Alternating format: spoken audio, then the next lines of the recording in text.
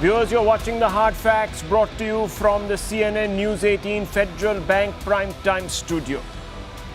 Viewers, as you know on this show, we always look at some of the toughest issues that face the nation.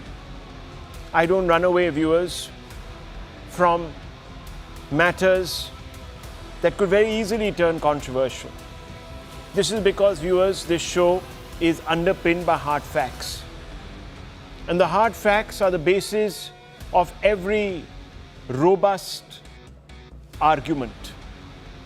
So, viewers, when you're backed with hard facts, you can tackle troublesome issues.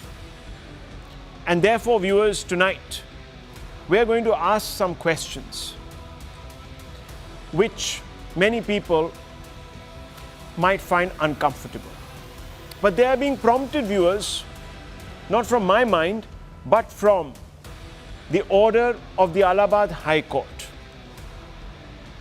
In a very significant judgment, the Allahabad High Court has drawn a timely red line around the ongoing culture of mass conversions out of the Hindu religion. The High Court has ruled that freedom or the right to practice a religion, viewers, which is guaranteed by our constitution, doesn't automatically give the right to convert others. Please understand. Go ahead, practice your religion, but don't proselytize. That's what the High Court is saying. The order was pronounced in the context of a case brought against an individual who was intent on converting masses of Hindus to Christianity. His name is Srinivas Nayak. He's accused of running a conversion racket in Maharashtra, Uttar Pradesh. The accused, viewers, hailed from Andhra Pradesh. And he told local Hindus there in Maharajganj that converting to Christianity would, quote, aid progress, unquote. Even though no money purportedly changed hands, the High Court ruled that his actions fell foul of the state's anti-conversion law. The HC ruled, viewers, and let me quote it, "The Constitution confers on each individual the fundamental right to practice and propagate his or her religion. However, individual right of freedom of conscience and religion cannot be extended to construe a collective right to proselytize," unquote. The High Court went on to say, the Constitution confers on anyone the fundamental right to profess, practice, and propagate his or her religion. However, the individual right to freedom of conscience and religion cannot be extended to construe a collective right to proselytize. The right to religious freedom belongs equally to the person converting and the individual sought to be converted, unquote. Now, viewers, this is a timely pronouncement by the Allahabad High Court and will go a long way in lessening fears, assuaging fears among Hindus that their faith will meet the same fate as indigenous faiths in North, Latin, South America, Africa, and Asia when they encountered Abrahamic organized religions like Islam and Christianity. As is well known, the Hindu faith, which is essentially a dharmic tradition, does not proselytize or convert, as there is no concept of the kafir or infidel, viewers. But in India, the Hindu faith does coexist with Abrahamic traditions, whose followers are ordained to propagate their faith. In fact, the Indian Constitution expressly recognizes the right of book traditions like Islam and Christianity to propagate their faiths, viewers. Now, what does Article 25 of the Constitution say? And that's why I said that there is license to propagate, viewers, in this country. It says that the freedom of conscience and free profession, practice, and propagation of religion exists in this country. Unfortunately, viewers, somewhere along the way, the thin line that separates the freedom of or the freedom to propagate one's faith and the right to proselytize or convert has been blurred. Now, viewers, there is a big difference between the right to propagate and the right to proselytize. Let me bring out the definitions for you, side by side. What does the right to propagate mean? It means sharing one's belief, ideas, and core values with others without coercing or inducing them to convert. But viewers, as you know, when you speak to someone, when you educate them, so to speak, they could easily buy into your point of view and decide to convert, even though there may not be any express inducement. The right to proselytize, viewers, is described as actively seeking to convert others to one's own religion, often with persuasion, inducement, or coercion. So, materially, there are two very different definitions, viewers. One specifies that, look, if you are propagating, then you can basically share your belief, ideas, and core values with others without coercion. But, viewers, proselytization means actively seeking to convert others to one's own religion. Now, this word actively seeking, viewers, is problematic, because if you talk to somebody and you want to tell them about the virtues of your faith, you could actually actively be trying to plant the seed in them, viewers. In the past, the Supreme Court has attempted to expressly draw a distinction. In the Reverend Stanislav V. versus State of Madhya Pradesh 1977 order, the Supreme Court said the right to propagate one's religion is a fundamental right under Article 35 of the Indian Constitution. However, this right does not include the right to convert others by force, fraud, or allurement. But despite the Supreme Court ruling in the name of propagating their faith, some continue to convert or proselytize. This is primarily because, as already pointed out, it isn't easy to distinguish between propagation and proselytization. This carte blanche to conversions poses a serious threat to the long-term survival prospects of the Hindu tradition. Some anxious Hindus have suggested that the courts of parliament, in fact, must look to close the loophole by changing the law to curb propagation entirely. Because this may be difficult without violating Article 25, others have suggested that a consensus should be arrived at between leaders of various faiths. Viewers, corporations sometimes have non-poaching agreements. We will not take your staff, you don't take ours. Maybe, viewers, leaders of various faiths could sign non-poaching clauses. If Hindus have an obligation to address non-Hindu anxieties about, quote, majoritarian imposition, unquote, the non-Hindus are equally obligated to appreciate Hindu anxieties about conversion, whether forced or through mass conversion ceremonies or even induced through marriage. The right to propagate is unfortunately being misused by Abrahamic faiths to proceed for aggressive conversion drives. The High Court judgment should prompt non-Hindu faith leaders in India to publicly discourage conversions. This will go a long way in restoring confidence among Hindus that there is no organized attempt being made to eradicate Hinduism or supplant it with other faiths in India. Viewers, perhaps this High Court order is now a call for action in this direction. Let's open this up for discussion. Vishnu Shankar Jain, advocate of the Supreme Court, Sanjay Hegde, senior advocate of the Supreme Court, are both with us. Adil Hassan, spokesperson of the AIMM, Karan Verma, an author, are with us. Now, I want to first begin with you, Mr. Sanjay Hegde. Look, it's a difficult subject. It's not an easy one, and one should not oversimplify complex issues. But here the court, like the Supreme Court in the Stanislav judgment, has tried to draw a distinction between propagation and proselytization. Now, as you know, these lines, these distinctions can easily be blurred. Has the time come perhaps to just stop the concept of propagation altogether? And is it possible under the law? Well, let's get into some constitutional history. The right to propagate was specifically put in the Constituent Assembly debates by many people, including Father Jerome D'Souza, who was a member of the Constituent Assembly.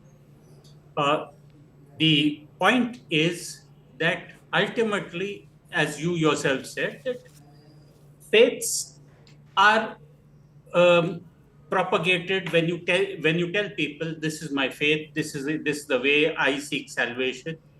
Maybe it will work for you. There are also people who say that, look, in my faith, we look after our people. We provide them medical facilities. We provide them educational institutions. And admission there is much cheaper. So people have for various reasons converted. Now, the thing is that religion or religious faith is a matter of deep personal choice. And quite what the High Court today has done is nothing more than reiterate Stanislaus, which was the Constitution Bench judgment. But the significance of Stanislaus is that it was a judgment passed at the height of the emergency by Justice A.N. Ray. There have been other judges later on who have in speeches doubted the correctness of Stanislaus. And for somebody who has a very loose faith, as it were, who's not rigid in matters of faith, I don't see any problem if you convert to faith X one day and faith Y the other day. And what is this rigidity? How do you, in the law, presume that because somebody converted because of X reason, Y reason, this, that, and the other, he can't convert back the other day, the next day? So what is it? Let everybody propagate their religion. And it is in the marketplace of religions, let every citizen make his choice. This is no, religions are not necessarily, what shall we say, cattle sheds for the herd, that you can stay in this shed alone and you cannot go over to the other shed, or you cannot go with your family or with your entire community. See, these are all matters for people to decide at their very individual level, or in connection with a lot of other people. I don't think the law has any business in deciding who can convert for what reason.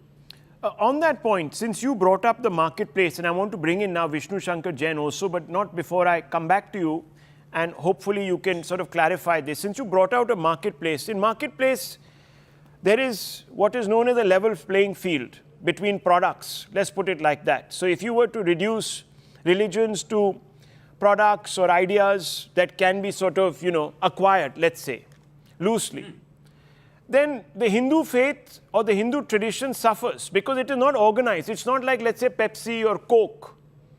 It is neither of these. It could be all of these. It doesn't have a specific brand. So it becomes a bit difficult, isn't it? It becomes a bit difficult in the face of... See, listen. Now let me talk with what I understand of Hinduism as my mother taught me. Hinduism says that there are several paths. All of them are equally valid. You can worship Shiva, you can worship Vishnu, you can worship Ganapati. That's you right. all go to the same place. Whatever name, if you can worship under this name, that name, or the other, you can worship it as Allah. You can worship. You can worship the Almighty as. So, in a pluralistic way of life, confining people, saying that since you were born in this particular faith, you will not go. And in case somebody happens to talk to you and say that this is a better way. But Mr. Hegde, then, unfortunately, you're up against, or you're up against traditions. You're up against traditions who are not as liberal. Let's be honest. They are more rigid. And if you're saying that, okay, Hinduism, which is true. You can be a Hindu by religion, but you need not be a Hindutvavadi by politics. No, I'm not talking about Hindutva here. This has nothing to do with Hindutva. Now ultimately, it is numbers. Okay, but Mr. Hegde, you're now, No, okay, no, no, no. okay, I am okay, telling you. I am telling you. One that this second. is Why where are we I come bringing from. Hindutva into it? I'm only No, talking this is about. where I'm coming from. This is where I'm coming from. No, you may That be once coming in from one- there, but even Hindutva, people. So, No, hang on. Within the faith, within the tradition, since you say you can adopt any tradition, we are so pluralistic. Why can't someone be a Hindutvavadi? If Of you can course be you an can Islamic, be. Of course you so can. then Of fine. course So it you gives can you the be, but choice. that is But now the politics. problem That is, not viewers, politics. That is politics. That if is not Hindu is, faith. yeah, okay, I understand. If Hinduism or the Hindu tradition allows you to pursue many different paths, the others don't, viewers. The others don't. They say it's either our way or the highway. One second now, Mr. Hegde, let me bring in Mr. One last sentence. One last sentence. Hinduism also has monotheistic traits. There are Hegde, Iyengars who I am will saying that will it is worship only Vishnu. I agree with you, sir. I agree with you. It is such an amorphous tradition. It doesn't believe in converting anybody. It says you can go and do what you want to do. One second. ISKCON people convert all the time. Mr. Hegde, there are no ceremonies and all of this. There's an attempt at trying to bring people into a point of view which in any case doesn't recognize one central book or one monotheistic belief or one God. So it doesn't really matter who are you converting into. You're converting into a very loose tradition, but you're up against very aggressive traditions where people are ordained, their adherents are ordained to convert. So, as I'm saying, Hinduism does start with a great disadvantage, viewers, in the face of more aggressive traditions. And Vishnu Shankar Jain, you've heard Mr. Hegde, and he says, look, it can't be under the constitution because the freedom to propagate, actually, if you ban it, it impinges upon a very central core, which is the right to choose privately, make decisions, etc., etc. Where do you stand on this? Has the time come perhaps to strike down this business of propagate in the articleship of the Constitution? Should we just remove it from Article 25? See, Rahul, I think this is a very, very important debate on a very, very important topic. And I think this is a real issue which you have raised today. And before opening up my statement, we have a lot of respect for Mr. Sanjay Hegde, who is a senior advocate practicing in the Supreme Court.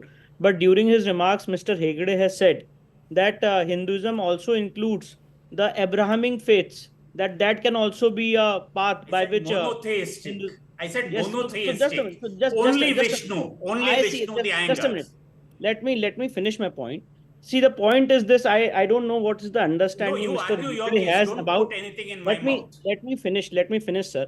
I don't know what is the concept which Mr. Hegde is having in his mind about Hinduism. But the fact of the matter is, and this is the proposition of law which I want to put in today.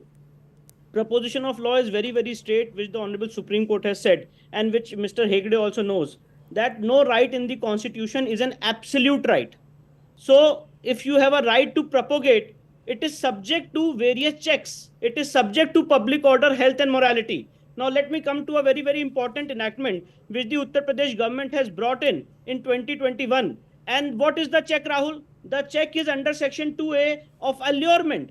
How allurement is defined? Allurement means and includes offer of any temptation in form of any gift, gratification, easy money or material benefit either in cash or kind, employment, free education in reputed school run by a religious body, better lifestyle, divine displeasure or otherwise. And how coercion is defined under the Act? Coercion means compelling an individual to act against his will by the use of psychological pressure or physical force causing bodily injury or threat thereof.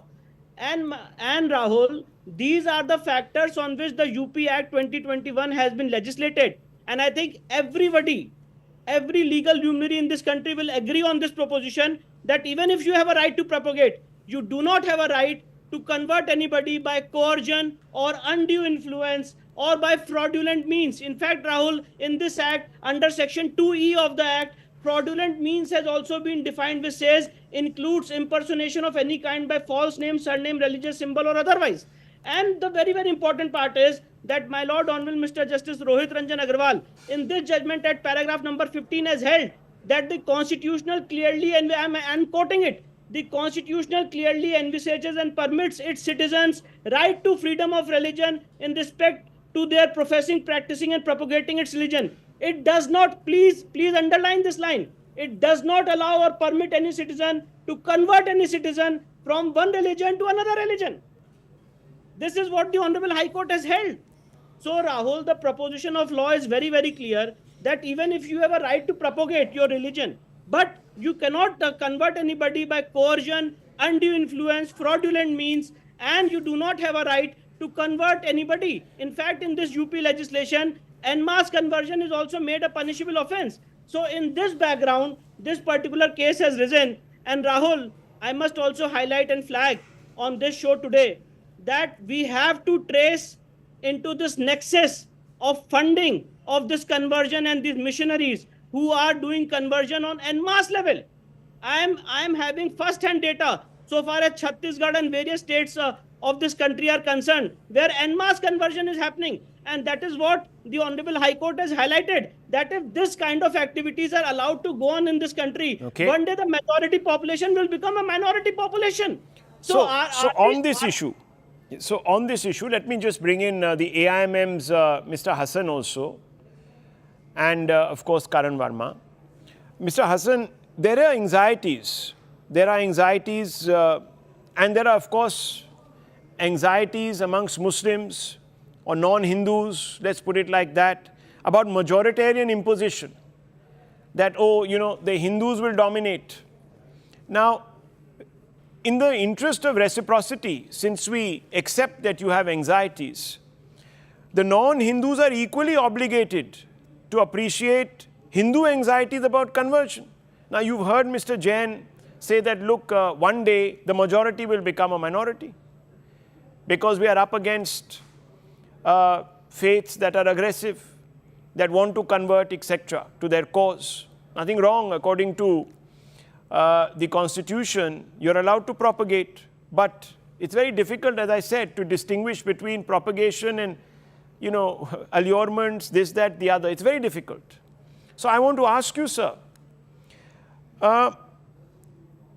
should not faith leaders from, let's say, your community, or let's say non-Hindu communities, stop the idea of converting entirely? Rahul, Senior Advocate Sanjay Hegde Sahab briefly explained everything of the Constitution. I hope everybody must understand this, that he talked about Constitution, he talked briefly. And he is a practicing Hindu. And Mr. Jain, everybody knows why Mr. Jain tilts from which side to which side. Everybody knows. But Sanjay Hegde Sahab categorically explained everything. And India is not a country of Muslim, Hindu, Christian or any religion. India is the religion that every 50 kilometers we change our food habits. Mr. Hassan, this is the reality. No, I understand. If that is the case, can I ask you, if that is the case, yes, sir, then why do you need to convert? Nobody. See, what Baba Sahib Ambedkar told about I'm asking Hinduism. You, sir, if it India is, the if country all, of Lord one Mahavira, second, if India all, is the country of Lord if you are so open to Sikhism, everyone else's Guru traditions, Gobind then let them Ji stay. Maharaj, What I'm Guru saying, Nanak Ji, नहीं वो मैं समझता हूँ हसन जी, मैं आपको ही वही सवाल पूछ रहा हूँ. अगर आप कह रहे हैं कि भाई हिंदुस्तान में सब एक basically everyone is on one basic plinth, one plank, and we are all Indians first, then why should certain people look at the world from the eyes of kafir and non-kafir? Then give it up. Being a Muslim, being an Indian, I know about India's Samvidhan Constitution. Mr. Hassan, I'm asking you, just yesterday, for example, the court said in another matter, when it came to giving rights to Muslim ladies on alimony, it said that, look, we must move away from the faith ordainment and we should accept the law of the land, the civil law of the land, a uniform law. And the backlash to that you have seen already today. So if we are a land of milk and honey and no one really distinguishes on the basis of religion, then Mr. Verma, why do certain people look at the world in binaries? So, Rahul, ironically, the ones who always preach about the right to religion are also the ones who do not condemn the tenet of their own faith, which seeks death penalty for apostates. In their own faith, if there is someone who converts out of free will from their faith, they prescribe death penalty. For that, none of them have the voice to actually issue any sort of condemnation, or a fatwa would be waiting for them right around the corner. And Vishnu Jain summed it up really well. There is a difference between free will and allurements. And allurements have gone on from love jihad to bags of rice to even cyber games. Do you remember that game Fortnite, where you could proceed to the next level only if you said certain chants or said the kalma or something of that sort? And these people have gone about it very surreptitiously. There are places in Kerala today where they show similarities between faiths. They talk all goody good stuff like similarities, where churches are referred to as Tirth Kshetra, where recital of chants from the Bible are called as Ved Patham, just to make you feel as if, it's the similar world. We are all connected to one. They are all connected to one, but they want you to convert to the other. Sanjay Hegde, he said it rightly. Hindus are very pluralistic. Yes, sir, they are pluralistic, but do not use this tendency of pluralism and acceptance to further the market goals of another religion that is functioning as a corporate and that wants to inflate its numbers. We are not interested in being converted just so because we are plural. We are very, very clear about it. We are not interested in converting others. Neither are we going to accept this entire mechanism that is being put in place to convert us into some other faith, because that is the risk to the world. I am very clear about the fact that the dharmic fold today is what is standing between a complete standardization and liberal values. Okay. As much as they preach tolerance and non-violence to Hindus, fact is this is the only faith that allows you multiple thoughts, that allows for pluralism. True religious secularism, if I may use that word, exists within the dharmic fold. Others prescribe apostasy or atonement or sins. So we at least don't resort to all of that. We are fine with your faith. Okay, but do not so put very your market quickly, goals at our that's a cost. good point that Karan Verma has made, Mr. Hegde. Very quickly, and I want to bring in Mr. Jain also, to both of you.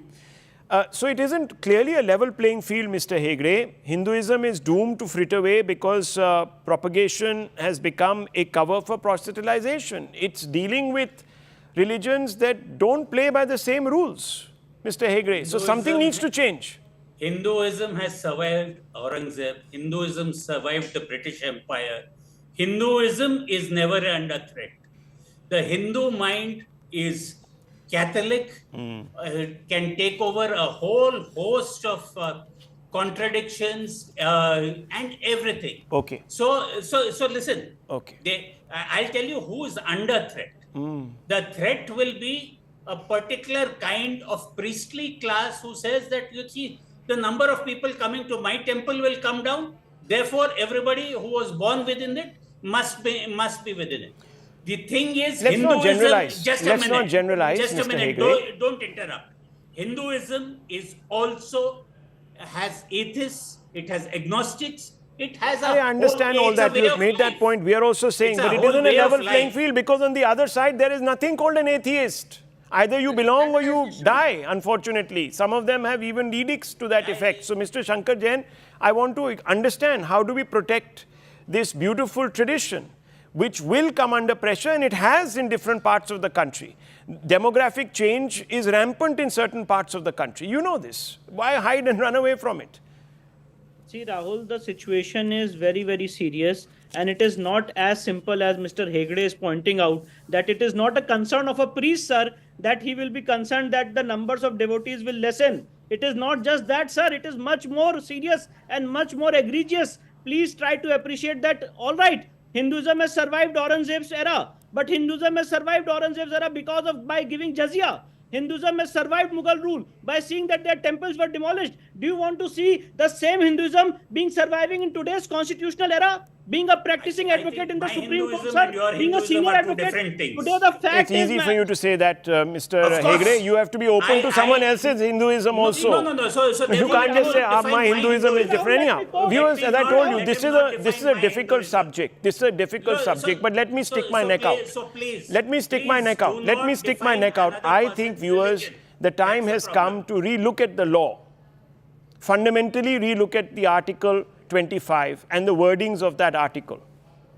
Now, who is going to take that step, viewers? I can't decide. The government, of course, is in a position. It has the numbers. Will it step forward? Or will perhaps somebody else come out from among the legal fraternity and mount a channel? I'll leave it at this, viewers. We're coming right back. The case against Mr. Kejriwal has taken a very serious turn, viewers. We'll elaborate on that when we return. Don't go away.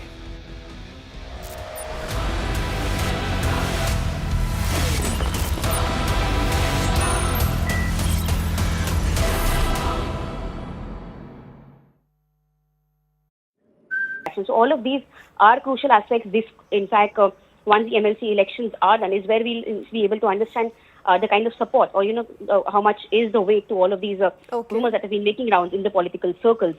So whether they were in fact something that stood the ground, clearly when you so that's as far as the political equations are concerned and what's unfolding in Maharashtra. But Yasha, tell us a little bit about the number game. Since numbers speak the loudest in the MLC election as well, what's the process that's going to be followed? How many votes does each candidate require in order to secure their seat for the next 6 years? So yes, this is like a support that the request of 23 MLCs. Apart from that, now when you speak of the number game, now there are 12 positions that are vacant, of which there are 11 positions that need to be filled. So 12 candidates for 11 positions. In fact, as far as the rumors in the political circle was concerned, in fact, until 3 weeks back, it was very obvious that this election would go without any voting, and there'll be there'll be only 11 candidates which will be filled. However, when you speak of the BJP, they fielded 5 candidates, including Pankaj Amunde, who did not make it during the Lok Sabha election. Apart from that, when you speak of the Shiv Sena Eknath Shinde faction, 2 candidates have been fielded, and 2 more candidates have been fielded by the NCP Ajit Pawar faction, which brings there to a total tally to 9. Here clearly there's a huge chunk that we see with the Mahayuti, but on the other hand, when it comes to Mahavikas Aghadi, they've fielded 1 candidates each, which means 3 candidates, which makes it 12. So here the number game clearly, of course, there's a larger chunk with the BJP. Mahavikas Aghadi has just had 3 candidates which have been fielded, but what needs to be seen is that some of these leaders, be it Pankaj Amunde, some of the tall leaders, for that matter, even Milind Narvekar, who enjoy a mass base, what would be their stance, or what would be the kind of support that they receive, particularly post... And even the MLA support, that number is very crucial. And the Mahayuti, of course, enjoys a larger share with the 203 MLAs in total as opposed to 69 of the Mahavikas Aghadi. Maharashtra ahead of the assembly elections. The state is all geared up for a semi-final contest. The biennial elections for 11 seats of Maharashtra Legislative Council is all set to take place tomorrow amid fears of poaching, cross-voting. The MLC polls may trigger another round of political developments in the state. The Congress has organized a dinner party for all its MLAs at Hotel Intercontinental today. Shinde Sena will also have its MLAs stay at Hotel Taj Lands End. The ruling Mahayuti Alliance has in fact fielded 9 candidates, while the opposition Mahavikas Aghadi has 3 nominees in fray. With 5 candidates, the BJP has fielded the maximum. Ajit Pawar's NCP and Shinde Sena getting 2 nominees each, and among the MVA partners, Congress and Shiv Sena UBT have fielded 1 candidate each, while the NCP SP is supporting Peasants and Workers Party of India candidate Jayant Patil. So that's how the contest is laid out, and that's the kind of segregation we see of the several political parties, the manner in which they've been given some of the numbers on who is going to be contesting in the MLC elections, and a couple of political reactions coming in as well before we talk about the ground situation. Listen in. हमने तो किसी को hotel में रखा नहीं है, जिन्होंने hotel में अपने सांसदों को, विधायकों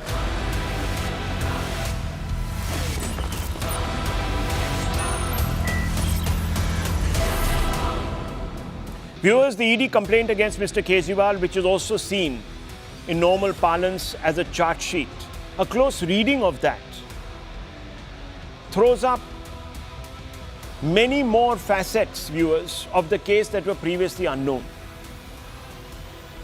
And viewers, today, 24 to 36 hours after the ED complaint was submitted, or the charge sheet, lack of a better word, was submitted before the Rouse Avenue court, its fine print is beginning to reveal itself, viewers. And the case against Mr. Kejriwal is looking graver. I'm not saying, viewers, that the ED is absolutely right. That matter has to be adjudicated in court duly by the judge. The judge has, of course, taken cognizance of the charges brought against Mr. Kejriwal.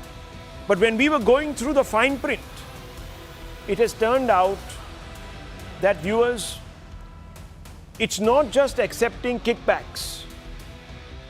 The ED has doubled down on Delhi Chief Minister Kejriwal by accusing him of having a role in, quote, arm twisting wholesalers for not paying kickbacks, unquote. So, viewers, Mr. Kejriwal is not just being linked to members of his party allegedly accepting kickbacks to give out licenses to set up liquor stalls, but also of intimidation, intimidating those that signed up to get a license by saying that if you don't give us kickbacks, there will be repercussions. This, of course, in simple terms amounts to extortion, viewers. And let me read out of the ED complaint.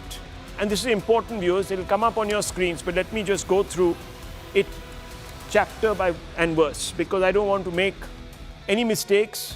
Otherwise, viewers, people will sue us. So let me go through what the ED complaint that has been submitted in the Rouse Avenue court, which is also deemed a charge sheet in loose parlance, says, quote, when certain wholesalers were not agreeing to give kickbacks to the AAP in Delhi, their businesses were targeted in Punjab through the officials of Punjab.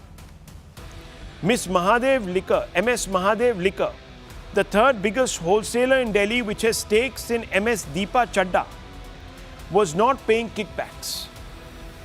Vijay Nair, by using the excise officials in Punjab, arm twisted her. Viewers, I'm underlining this. Arm twisted her by closing down on a false pretext her liquor factories in Punjab, and then made her surrender the license of Mahadev Liquor and then redistributed the business to their select wholesalers, unquote. Now, Vijay Nair, viewers, was head of the media cell of the AAP. This is what is alleged by the Enforcement Directorate, and he is thought to be extremely close to Mr. Kejriwal. And the ED has also held forth on the proximity, or supplied proof to prove the proximity between Mr. Vijay Nair and Mr. Kejriwal. The ED charge sheet has ignited a major war between the BJP and the AAP today. The former, that is the BJP, wants the Chief Minister, Mr. Kejriwal, to quit immediately. Quit office, they say. While the latter claims Kejriwal is being framed. Virendra Sachdev, Delhi BJP chief, and also, of course, another top leader of the BJP, who is a member of parliament from Delhi, held a press conference today, a joint press conference, and they said, this is the first time in history of India that a political party has been accused in a money laundering case. Arvind Kejriwal is not only personally accused, but he is also the kingpin. He must resign, unquote. The Delhi minister, Saurabh Bhardwaj, a close confidant, loyalist of Mr. Kejriwal, has come out and said, BJP is hatching many conspiracies and trapping our leaders in false cases. Investigative agencies have become a political weapon of the BJP. This is dangerous for democracy, unquote. Viewers, what do we make now of this entire matter? Let's open this up. Siddharth Yadav, spokesperson, the BJP, is here with us. Tehseen Poonawala, political analyst, is there with us. Also, someone who's very close to the Congress High Command. Piyush Joshi, political analyst, is here with us. Now, Mr. Joshi, yes, these are charges. Yes, these are not obviously court-attested strictures. This is not a guilty verdict or a judgment. But when we move from the passive acceptance of kickbacks to extortion, the case assumes, you would agree, sir, different salience. So I'm asking you, is the Chief Minister now running out of face savers? And the ED prima facie has adduced robust proof in the form of WhatsApp messages, this, that, the other, to show how Mr. Kejriwal is connected to all these activities. In the face of this proof, in the face of what the ED claims is proof, once again, very important to put that caveat, I want to ask you, Mr. Joshi, is it becoming more and more untenable for Mr. Kejriwal to continue in office and regard this as business as usual? Okay, so just let me respond to all your points one by one so that we can put the whole fiasco in perspective. If it was left to the Enforcement Directorate would go to the extent of saying that Mr. Kejriwal is Osama bin Laden. He has led Al-Qaeda and he was directly responsible for the 9/11 and 26/11 debacle. But the ED has to back it up with proof, and those proofs have to be examined by the court of law one by one, and then only the court of law is going to reach up to a judgment. So ED, the partisan manner in which the organization has been acting, it's fairly clear to each and every one. So ED can say whatever they want. ED is totally and completely working at the behest of its political masters like Bharatiya Janata Party. And just a single act of making the Aam Aadmi Party an accused or co-accused in this whole matter proves how afraid of Aam Aadmi Party the Bharatiya Janata Party is. Now, let me tell you, it may not be a numerical threat, but it is an ideological threat. And why I think so, because let us just assume for 1 second that this alleged liquor gate has happened. Then how the lakhs of volunteers of Aam Aadmi Party are responsible for this whole thing. That means if Bangaru Lakshman was caught taking bribe, the whole of Bharatiya Janata Party could have been and should have been made accused.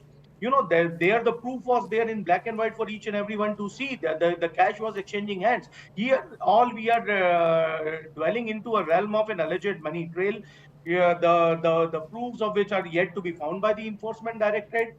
On the other hand, Prafulla Patel and Ajit Dada Pawar and Himant Biswa Sarma and Digambar Kamath and Bhavna Gavli, they are all given free hands by the Bharatiya Janata Party. This washing machine, we have talked about it a number of times. So to my mind, ED has to back up whatever it has said in the court of law. As far as my opinion is concerned, whatever ED is conjuring up is not going to stand when it comes to fact checking. So that's my take on that. Okay, so let's just very quickly go through some of your arguments. Why would AAP be a threat to the BJP? Let's just look at it objectively. First of all, the AAP has taken a hit on its principal reason, raison d'etre, which was cleaning up politics, anti-corruption, etc. Several of its leaders are in jail. Then Mr. Kejriwal came to the electorate. He was given bail by the Supreme Court, if you remember, sir, conditional bail, said please go out there, make sure that you fight the election and pitch your party's program, ideas, ideology, as you were saying, which is a threat really to the BJP. He did that. He said, jail ka badla vote. He didn't get. People deserted him. AAP lost all 7 seats. Right? Then, sir, the Congress has come out and said now it is having second thoughts about an alliance with the AAP, saying that, look, the taint is now going to also color it. Just yesterday, an AAP MLA has quit the AAP and joined the BJP. It didn't join the Congress. It joined the BJP, sir. So, I mean, on what basis are you saying that the AAP constitutes a threat, so the BJP wants to finish it by setting the ED upon it. Just give me 30 seconds and I'll explain why. That's why I started by saying may not be a numerical threat for now, but an ideological threat. Now, what is the core ideology of Aam Aadmi Party? You said that many of its top leadership or many of its top leaders are behind bars. On the alleged charges of corruption. How many charges out of them have been proven to be true? They have been behind bars, yes, but under the draconian PMLA Act, they have been behind bars. Number two, when we talk about the ideology of Aam Aadmi Party, the ideology of Aam Aadmi Party is an educated and healthy India. It has started by reforming the educational infrastructure of Delhi. It has started reforming the educational infrastructure in Punjab. It has started revolutionizing the healthcare infrastructure in Delhi and started in Punjab. Now, how BJP is ruling in so many of these states, and come, I belong to MP. BJP is ruling here for 22, 23 years.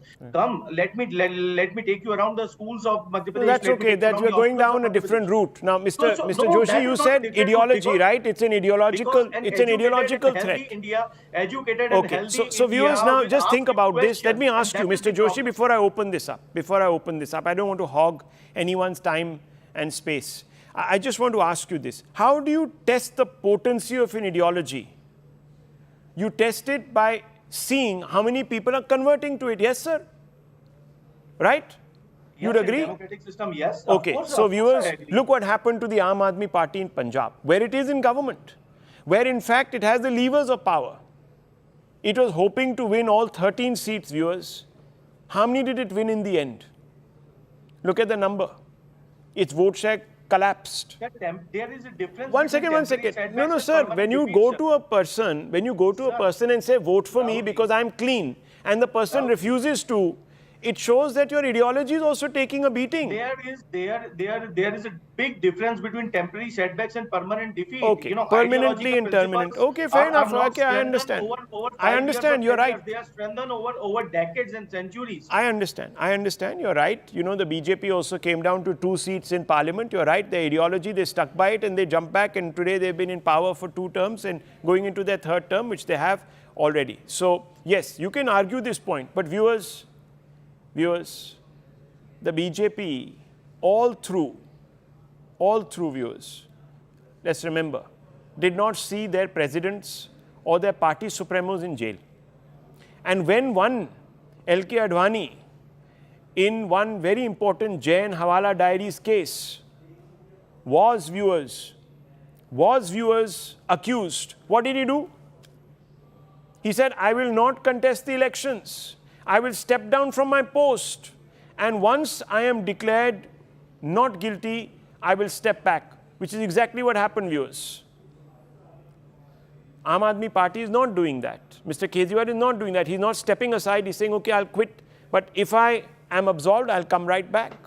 He hasn't done that. So morality, viewers, is questionable also. That's the one thing Mr. Joshi is not telling you. Now, I want to bring in Siddharth Yadav and Tehseen Poonawalla. Mr. Poonawalla first, because Mr. Yadav, listen to all these people. You'll need to come up with a robust response tonight. Mr. Tehseen Poonawalla, the Congress is having second thoughts. Why is it having second thoughts about an alliance with the AAP? Why is the Congress today and some of its top leaders in Delhi saying it was a big mistake? You know who I'm talking about. Aligning with the AAP, they didn't even help us. They didn't even rally behind us. They're not committed in any which way, Mr. Poonawalla. And do you think, on the basis of this, the indictment of Congress leaders of Mr. Kejriwal and his AAP, Mr. Kejriwal deserves to step down and give an opportunity to someone else to carry forward the ideology that it once espoused? So there are many, it's very complex and it's not as simple as you put it in one line. So yes, I agree with the Congress. The alliance with the AAP in Delhi is a mistake, especially in state elections, and they should not have an alliance in Punjab. However, the India alliance stays intact because that is on another principle, on a larger principle in Lok Sabha. Those are 2 separate issues, and I think politics and democracy is mature enough to understand the various nuances. So are you, Rahul. It's a very mature show that we are on. Let's not simplify. This is black and white. There are shades of grey and there's shades of other colors of it. Now let's come to the third aspect to it. Is Arvind Kejriwal today guilty of doing what he preached, or in the Anna Andolan accused other people, including the BJP of? Yes, he is. And the hens have come home to roost in that sense. But Despite all of this, I stand by the Aam Aadmi Party because what the Enforcement Directorate is trying to do is extremely worrying. And I would like to draw your attention, Rahul, as a very senior anchor and a voice in our country. This is extremely dangerous. Political parties take political funding, they take funding, and if you're going to use funding or you're going to try and make funding as bribes, which in what Mr. Joshi rightly said, Bangaru Lakshman was convicted, not like LK Advani or Arvind Kejriwal accused, convicted. Why wasn't the BJP banned? If the Enforcement Directorate goes after one party, yes, the Aam Aadmi Party is not a threat to the BJP today, but if it succeeds in one political party, you will have a one-party rule. All political parties will be over. What we are stepping on is extremely dangerous. Just look at the submissions made by SV Raju in court with regards to Arvind Kejriwal. They first say they have a 300 crore money trail.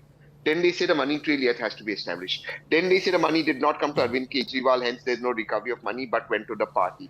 Then they say some Vijay and I have made calls and the money went to the party and the money was spent in the Goa elections. If the money is spent in the Goa elections, go recover the money from those who the money was spent with. And yet, the money launderer who gave the money, who gave the goddamn money is now not an accused, but is now a witness and is out of jail. Okay. Can you believe the pathetic direction the Enforcement Directorate is doing? Okay. This would be a comedy if it's not such a tragedy. I have one last line. My only advice to Rahul Gandhi is, and to the opposition is, the joint India opposition, summon the ED director and ask him what is going on. Do it. Do it on public television like it's done in America and ask him what's going on. Okay. Can you imagine that the money launderer is actually out on bail? Let me very quickly bring in. A witness. Okay, the BJP spokesperson, Mr. Yadav, please respond. One thing, though, Mr. Tehseen Poonawalla did concede was that has Mr. Kejriwal strayed from the Anna Andolan ideology? Yes, he has. Whether you should pay the price that he is paying now is the fundamental question to you, Mr. Yadav. No, I'll respond to both my fellow panelists. Thank you, Rahul, for having me on your show. Something was being spoken about the ideology of the Aam Aadmi Party. We all know the ideology. The party which started with the approach of, they presented themselves as holier than the thou, have now shown the world that how rotten they are themselves. The people who preached Kattar Imandari have now become Kattar Bhrashtacharis. The people who preached that first resignation and then investigation have come down to this, that no resignation and we won't even join the investigation. So when a party is expert in taking all such U-turns and is taking another U-turn, I think the people already know about their character, people already know about how they are going to proceed and how they do their work. But what is most important is, my friend Tehseen was saying, he's saying that it's beyond comedy, it's going to be a big comedy if this happens. He's a lawyer himself. I think he should go down and he should argue the matter in the court. Unlike the Congress, who initiated this matter. Mind you, this matter was initiated on the complaint of Congress leaders, and now the Congress party, in a fix, because alliance and politics is probably more important sometimes, has to come down and say, no, we are also worried and probably something is wrong. But this was the same Congress who was doing all the press conferences that the Aam Aadmi Party and Arvind Kejriwal himself is the most corrupt. But what I wish to suggest and give as an advice to my friend Tehseen is that you should go to the court and argue such things. TV debates, you will sit here, you will say anything and go away. This is very dangerous, this is comedy, this has happened, that has happened. The court is hearing everything. And when the court has heard, the court has said that we have enough proofs to proceed with the investigation. The ED has given WhatsApp chats. Why won't you talk about the people Arvind Kejriwal was speaking with? Why won't you talk about Vinod Chauhan? Why would you not talk about that Vinod Chauhan was such a close aide of Arvind Kejriwal? The WhatsApp chat of which is submitted in the court, Arvind Kejriwal has never responded to him 10 minutes later.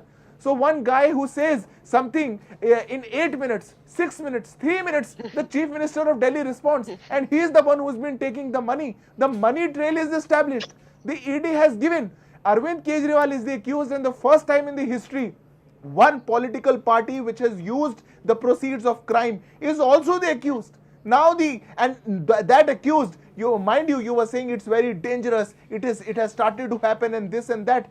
This was in the arguments of the Supreme Court and the High Court when the case was being argued, and upon the observation of the honorable judges, it was told, if the money has been used by the political party in one elections, why don't you make them an accused? And the party is an accused now, because they cheated the people of Delhi, they altered the Delhi liquor policy, they changed all the policy to gain the kickbacks and take the money and use them in Goa elections. Okay, quick so response when you from do such a Tehseen thing, Poonawalla, and why then you not can respond to a him. political party will be made a party to that? Okay, very quick response, Tehseen Poonawalla. What Siddharth Bhai has done is put facts of the case forward, which is fine. But in a bail hearing, facts of the case are never heard. So you can put on any facts. In a bail hearing in ED, what happens is the twin principle. You are guilty until you prove yourself innocent, which is unfortunate. And therefore, the agency comes out and makes up any fact, and it's upon the accused to prove himself innocent, except but this reversal has been upheld. This reversal of the norm has been upheld by the Supreme Court. Now, if you have such a problem, I don't know, sir. I don't have the wisdom of the Supreme Court. But let me bring in the BJP spokesperson. No, that's fine. But you see, you have to accept the Supreme Court when it goes against your point of view, and you have to accept it when it also supports you, which you do. So let's not be hypocritical about that. Yes, BJP spokesperson, quick response on that point. Tehseen Poonawalla making that point. 1 second, Piyush Joshi. Yes, Rahulji, just... Yes. Yeah. Yes. Rahulji, 10 seconds. Yeah. How can it happen that a Hemant Soren can come out and an Arvind Kejriwal cannot? How is it happening? Same law, same courts, similar cases, but one is inside and one is outside. This shows this. And the same Aam Aadmi Party who says that ED and CBI are being misused, they're saying that CBI and ED were misused. Those were the ones Aam Aadmi Party said that Chhattisgarh ke andar the CM Bhupesh Baghel should be prosecuted by the ED. They were the ones who defended the arrest of Sukhpal Khera in Punjab by ED. When you are being prosecuted by the same agency, you have a problem. But when others are being prosecuted, you will defend I need to wrap up. This is all politics. It's all politics, viewers. We don't know. The point is that the matter is now before the courts. The ED may file an additional complaint or /charge sheet at a later date, but at least as of now, it has made some grave allegations. Has that undermined Mr. Kejriwal's position as Chief Minister is a fundamental question. The AAP needs to introspect. The BJP will, of course, continue to demand his resignation. The AAP needs to introspect. We'll leave it at that, viewers. The Right Stand coming up with Anand Narsimhan.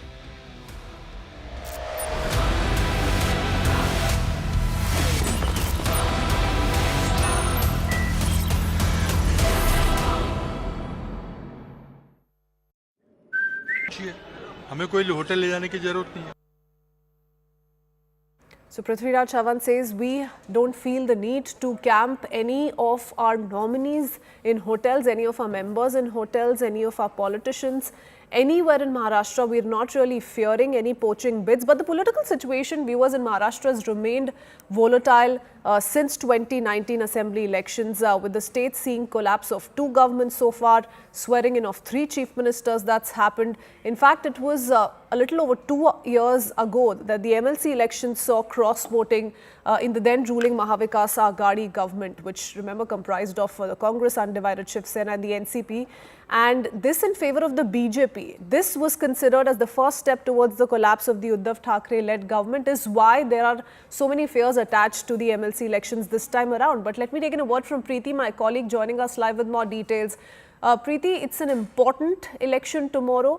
You know, many see it as a semi-final to the assembly election slated for later this year. But what's the current situation looking like? While, you know, politicians are not really coming out to admit that there's a little bit of a resort politics that's being witnessed, it appears that that is the ground reality. Yeah, the resort politics has already started in Maharashtra Legislative Council election, and besides this, already Eknath Shinde-led Shiv Sena and the Shiv Sena led by the Uddhav Thackeray has already shifted all his MLA to the 5-star hotel in Tajlands and even the hotel. Besides this, BJP core committee meeting is going on at the party headquarters, and in this meeting, BJP observer Bhupen Yadav, who came to Mumbai yesterday night, and he is also attending this meeting. And BJP and Congress, both the party, are confident that all his MLC candidates will win this election. But besides this, there are unrest, especially in the Ajit Pawar faction and the Sharad Pawar factions. Okay, all right. Now, Preeti, it's very interesting that, like I just said a few minutes ago, it's 2.5 years ago when the MLC elections took place and we saw the political scenario completely turn around in Maharashtra. From then to now, a lot of changes have taken place. The alliances stand completely different than they were back in the day. Has that lowered down this manner in which some of these allies fear, poaching bids or cross-voting, or is the situation still the same? The fear is there in. This is CNN News 18 and Federal Bank Primetime Studio.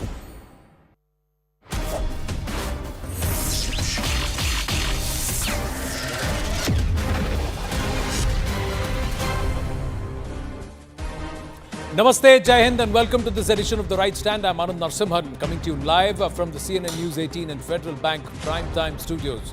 First up, ladies and gentlemen, let's get a quick check of some of the other developments across the country and overall.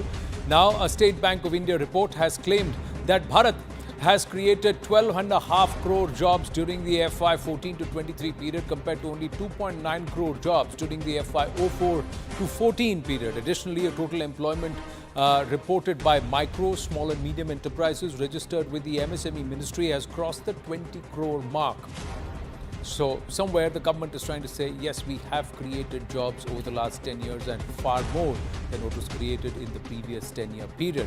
Meanwhile, Austrian physicist and Nobel laureate Anton Zeilinger, who met Prime Minister Narendra Modi in Vienna on